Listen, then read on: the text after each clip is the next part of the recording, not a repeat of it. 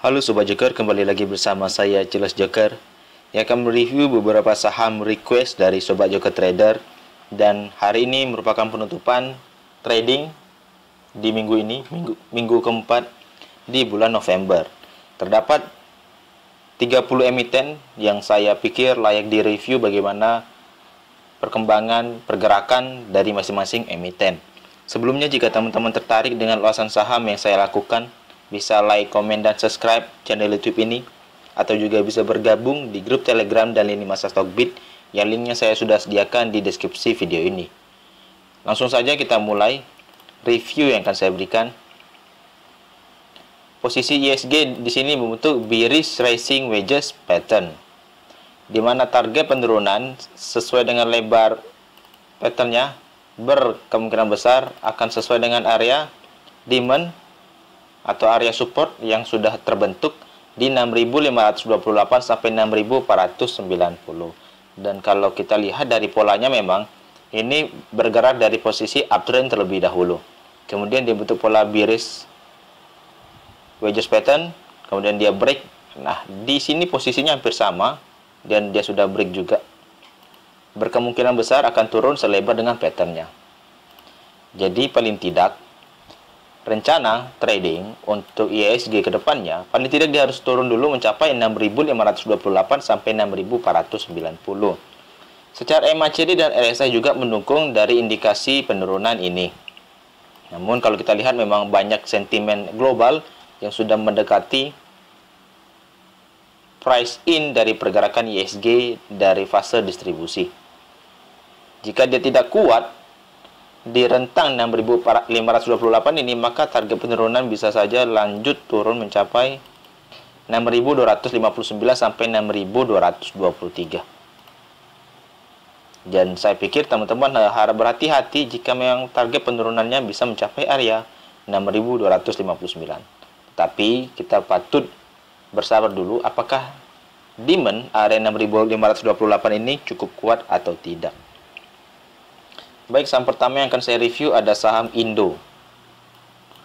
Posisi saham Indo di sini sudah breakdown dari posisi support pertama, maka lanjutan support kedua kita bisa incar itu di 112. Jika dia tidak mampu melakukan pullback di area ini, saya pikir teman-teman hindari dulu untuk saham Indo dilakukan trading ya.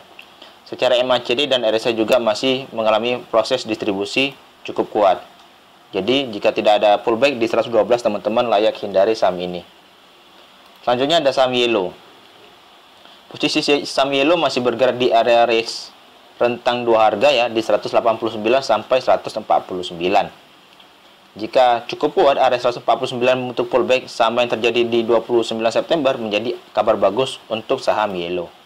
Secara MACD dan RSI sendiri masih mengindikasikan distribusi cukup kuat.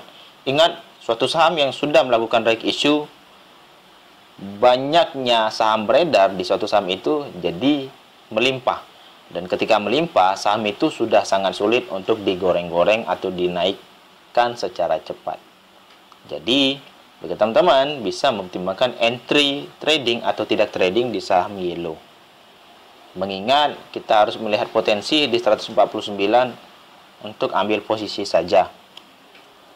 Lalu ada saham persawitan TAPG. Posisi TAPG sekarang bergerak di area range supportnya di 645 sampai 615. Jika ini menjadi pertahanan kuat, menjadi kabar bagus, maka dia akan lanjut naik. Paling tidak dia akan menguji area 700 yang merupakan area resistennya. Tetapi jika tidak cukup kuat, maka dia akan lanjut turun mencapai area 595 sampai 555. Secara MACD dan RSI sendiri masih mengindikasikan distribusi. Harap berhati-hati, di sini low terakhir itu ada 555. Jika dia membentuk lower low baru, cukup membahayakan untuk saham TAPG.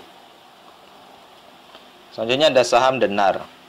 Posisi saham Denar terakhir dia masuk di area trendline yang sudah kita buat, dan berkisar melakukan pantulan besok di minggu depan. Saya pikir bisa di harga 260. Teman-teman bisa fast trading di sini di 270 dan juga 282 untuk taking profit.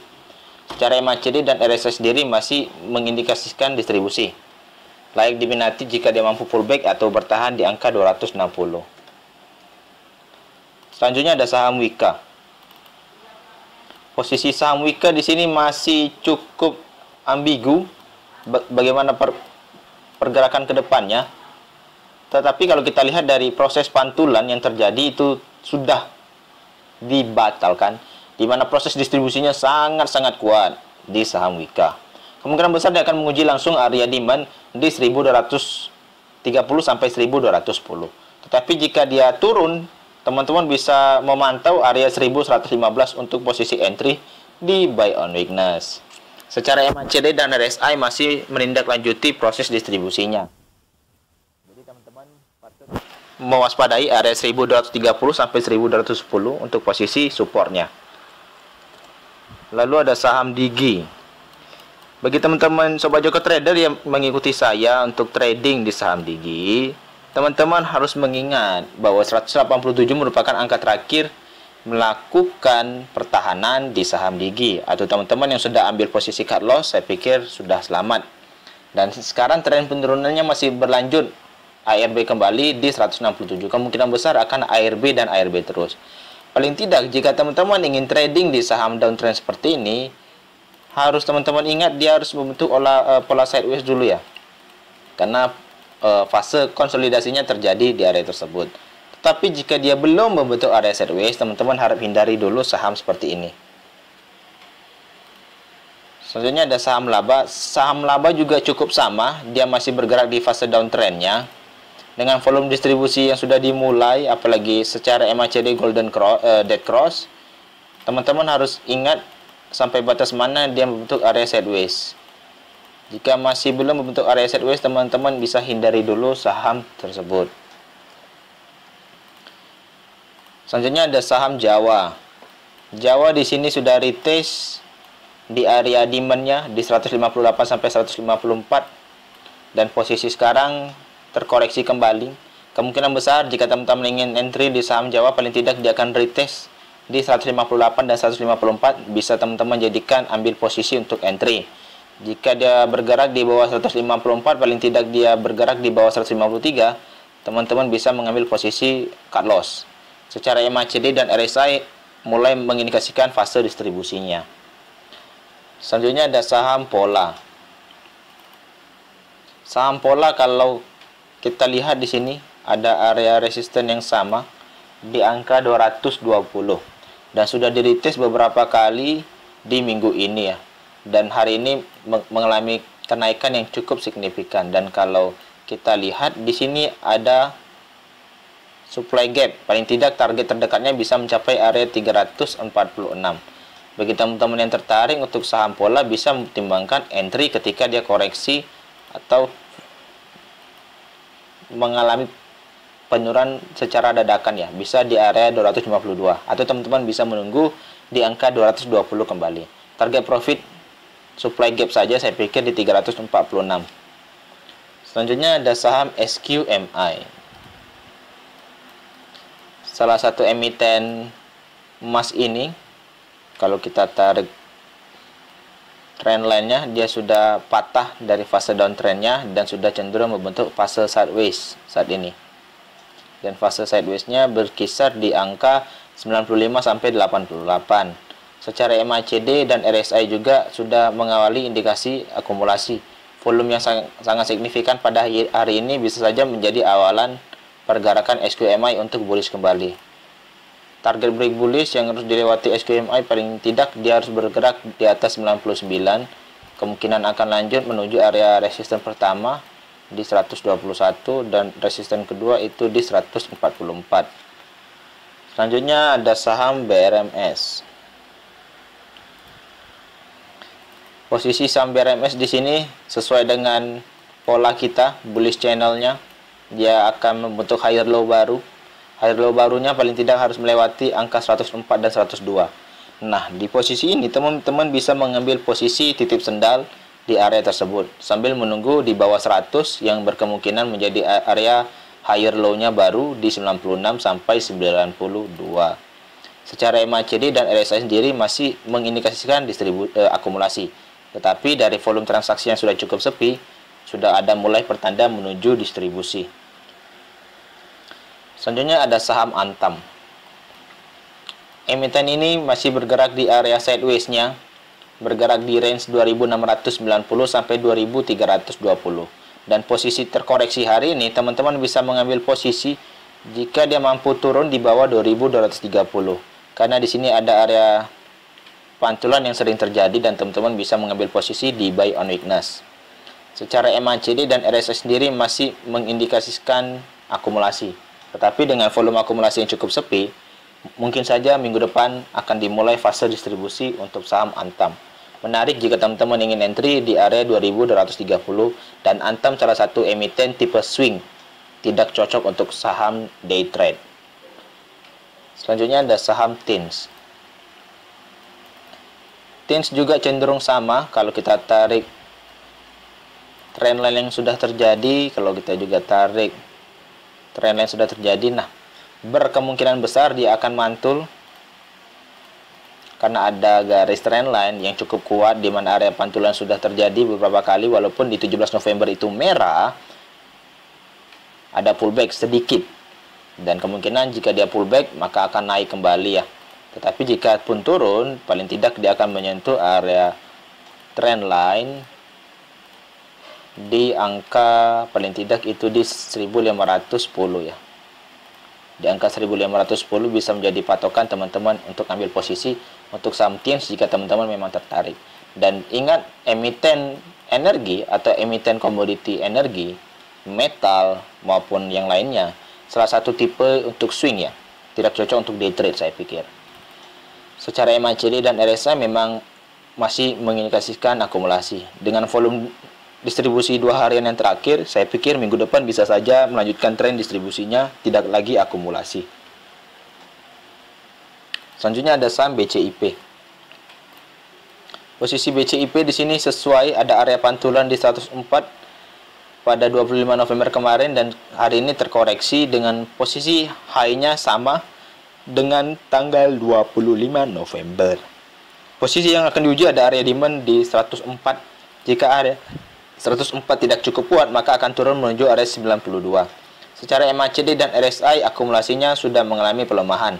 Saya pikir distribusi akan dimulai minggu depan dan teman-teman layak memantau jika memang ingin trading di saham ini. Paling tidak bisa menunggu di area 92 yang merupakan area high yang dijebol pada 22 Desember 2020. Karena itu bisa kita jadikan sebagai area resisten become support. Selanjutnya ada saham perhotelan yang cukup menarik saya pikir dan saya masih menunggu. Ada NASA, posisi NASA di sini untuk falling wedge. Falling wedge dengan volume akumulasi, MACD-nya juga meningkat dengan pergerakan tekanan harga juga mengalami peningkatan. Seharusnya sudah terkonfirmasi bullish divergent. Tetapi alangkah baiknya break bullish di angka 71 menjadi pertanda bahwa kenaikan saham ini sudah akan dimulai. Bagi teman-teman yang tertarik, paling tidak bisa membatasi resiko jika dia bergerak di bawah 63. Nantinya teman-teman bisa mengambil posisi cut loss. Karena berkemungkinan dia akan membentuk higher low baru, di mana low terakhir itu bergerak di angka 62. Paling tidak kita langsung bisa membatasi di 63 ya. Ingat, ini pola falling wedge dan harus terkonfirmasi break bullish-nya di 71. Selanjutnya ada saham CPRO.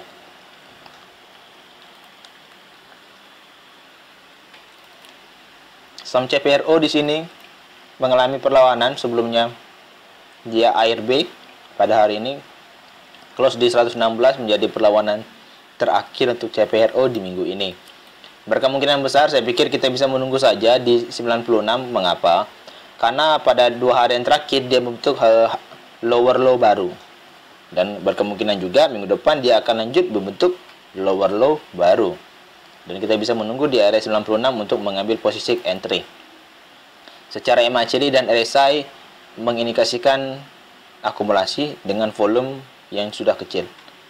Layak menarik dan dipantau jika dia mampu pullback di angka 96 dan cukup bertahan.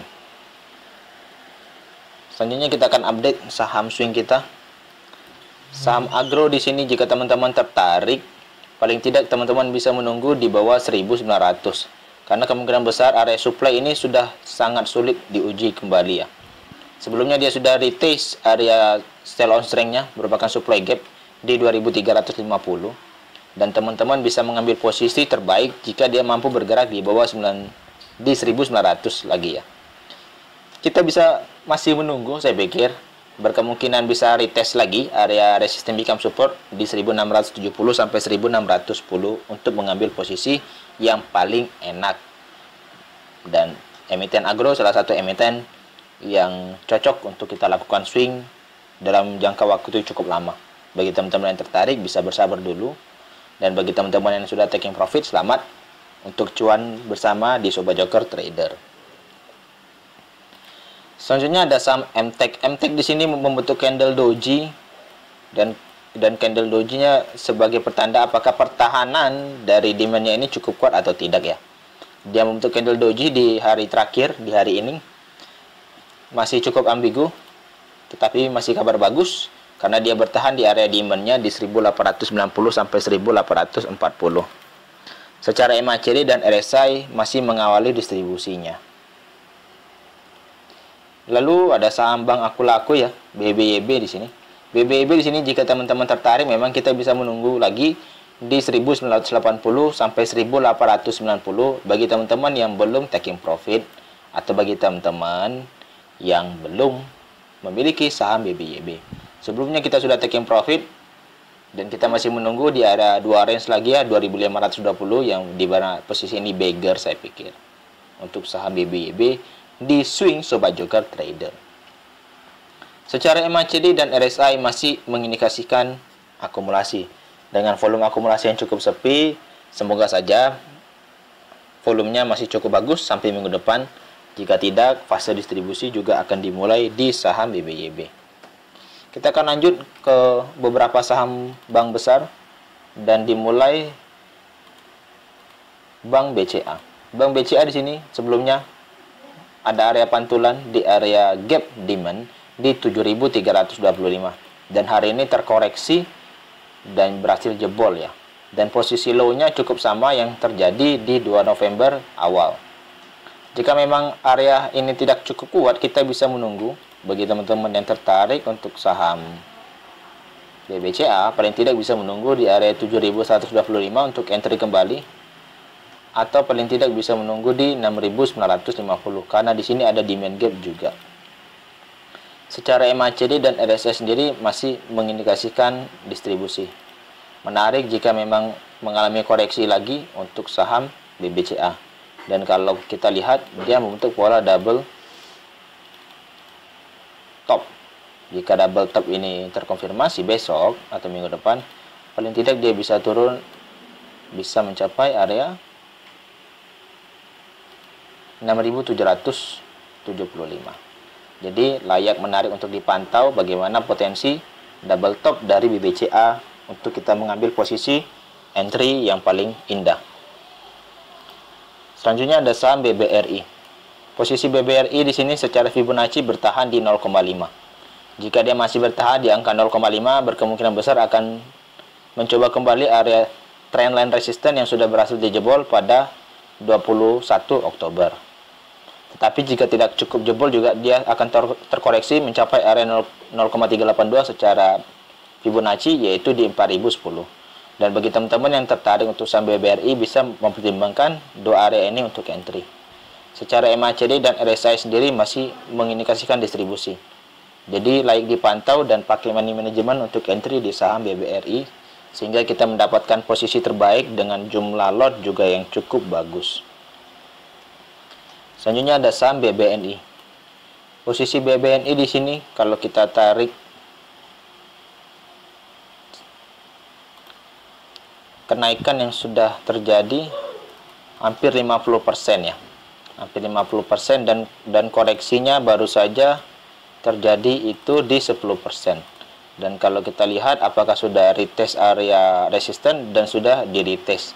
Nah, ini bisa menjadi pandangan kita apakah 6.750 cukup kuat lagi untuk di retest sebagai posisi support di saham BBNI.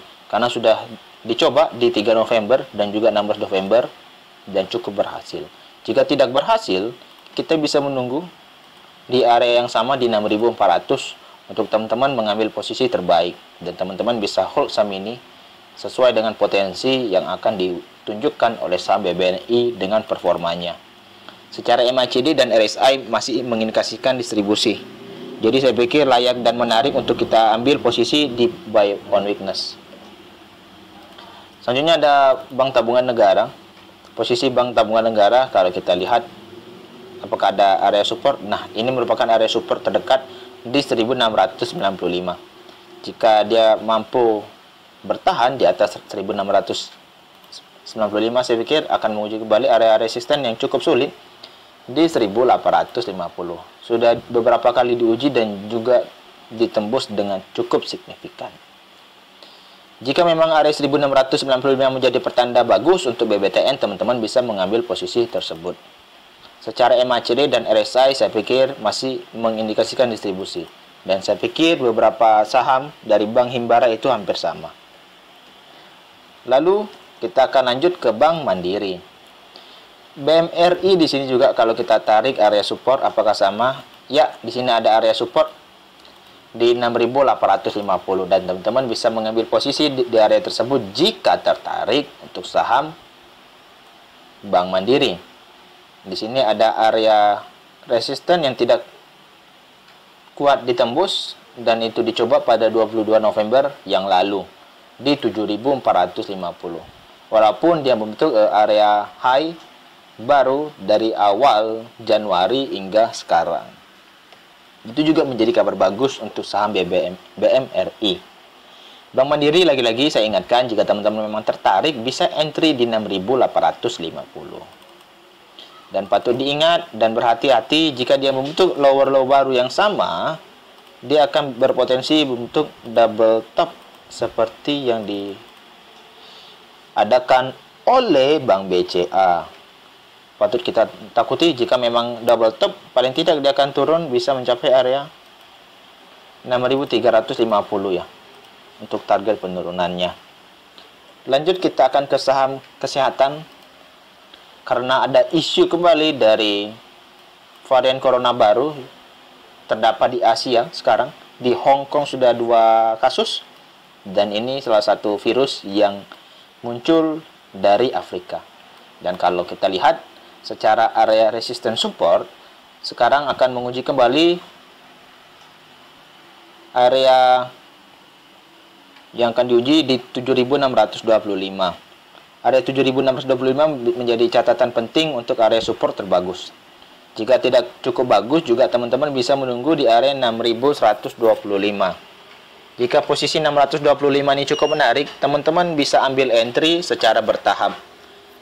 Dan pakailah money management terbagus jika teman-teman ingin entry di saham PDA. Karena salah satu ciri emiten ini cukup volatil dan bid overnya cukup tipis juga. Secara MACD dan RSI sendiri masih mengindikasikan distribusi. Dan layak menarik jika dipantau jika dia mampu terkoreksi sampai 6.125 kembali ya. Selanjutnya ada saham Prim. Posisi saham Prim di sini akan menguji kembali saya pikir area higher low baru di 336. Jika memang menjadi area pantulan terbagus, saya pikir potensi untuk menguji area 394 dengan power yang cukup kuat menjadi landasan kita untuk entry. Tetapi jika dia tidak mampu menyentuh area 336 dan langsung melewati area 394, paling tidak target selanjutnya adalah 534 secara supply gap yang akan ditutup oleh saham Prim. Selanjutnya ada saham SRAJ. Salah satu emiten ini cukup menarik karena dia berpotensi bentuk pola cup and handle. Dan kalau kita lihat area resisten yang diuji adalah area supply gap di 494 dengan konfirmasi mungkin saja dia bentuk pola cup and handle. Dan paling tidak area base-nya cukup sama, bisa di area, kalau kita buat ini ada di area 402. Jika teman-teman tertarik paling tidak bisa entry di dekat area 402 ini ya. Potensi cup and handle-nya akan terkonfirmasi jika mampu break di 494 dengan target saya pikir bisa menembus area all time high-nya di 576. Layak dan menarik dipantau jika teman-teman memang tertarik untuk saham SRAJ. Selanjutnya ada saham swing baru, saya pikir, yaitu adalah Toys. Toys di sini terkonfirmasi koreksi dan ada area support yang cukup layak diuji, saya pikir di 163. Tetapi kabar bagusnya dia belum sama sekali meretest area 152 dan 142 di posisi resisten become support. Tetapi jika dia mampu pullback di angka 163 menjadi kabar bagus juga. Berkemungkinan besar kita fast trading di 189 sampai 197 untuk sell on strength-nya. Secara MACD dan RSI sendiri masih cenderung sideways, saya pikir tidak cenderung bullish dan juga tidak cenderung distribusi. Lalu ada emiten tambang juga. Ada Inco di sini. Berpotensi berbentuk lower low baru, dan paling tidak lower low barunya akan menguji area support yang sama terdekat, itu di 4710. Jika tidak cukup kuat, teman-teman bisa langsung menunggu di area 4520 dengan secara pola dia bentuk lower low baru terus. Berkemungkinan dia akan bentuk lower low baru paling tidak bisa di 4330. Layak dan dipantau saja tiga area ini di 4710, 4520 dan 4340 jika teman-teman memang tertarik untuk saham Inco. Masih cenderung sideways juga, saya pikir secara volume dan akumulasi dan distribusinya juga cukup sama. Yang terakhir untuk saham updating teknologi ada DMMX. Sebelumnya saya sudah merekomendasi untuk teman-teman entry di area yang sama. Selama area 2500 dia masih bergerak sideways, kita cukup menarik untuk entry, dan sekarang sudah bergerak di atas 2670 yang merupakan area break bullish-nya. Target resisten pertama itu ada 3010. Teman-teman bisa mengambil opsi untuk taking profit pertama dan taking profit keduanya di area all time high-nya di 3450. Optimalnya berkemungkinan besar jika memang diizinkan akan menuju area 4910 untuk target profit secara Fibonacci. Jadi bagi teman-teman yang tertarik untuk saham DMMX Digital Media Tama, paling tidak dia akan retest dulu di area 2670 dan teman-teman bisa mengambil posisi kembali. Sekian dulu dengan ulasan saham terkait request dari Sobat Joker Trader. Semoga saja review kali ini mampu memberikan pandangan bagus terhadap teman-teman untuk mengambil keputusan entry, jual, ataupun mengurangi posisi. Semoga cuan bersama hadir kembali bersama Sobat Joker Trader. Jika teman-teman tertarik dengan ulasan saham yang saya lakukan, bisa like, komen, dan subscribe channel YouTube ini, atau juga bisa bergabung di grup Telegram dan lini masa Stockbit yang linknya saya sudah sediakan di deskripsi video ini. Sekian dulu ulasan hari ini, saya ucapkan terima kasih.